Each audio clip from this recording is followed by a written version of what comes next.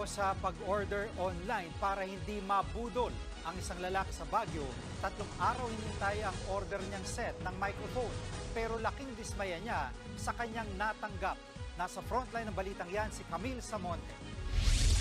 March 18 nang umorder si Daryl ng isang set ng microphone at portable speaker sa isang online shopping platform. Nagkakahalaga yan ng higit 7,000 pesos na agad niya ring binayaran online. 3 araw ang lumipas, dumating ang order niya.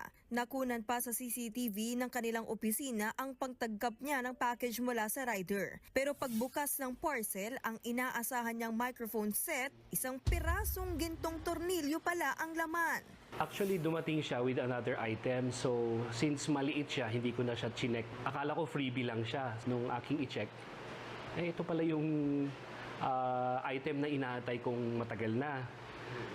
Pero bakit ang liit lang?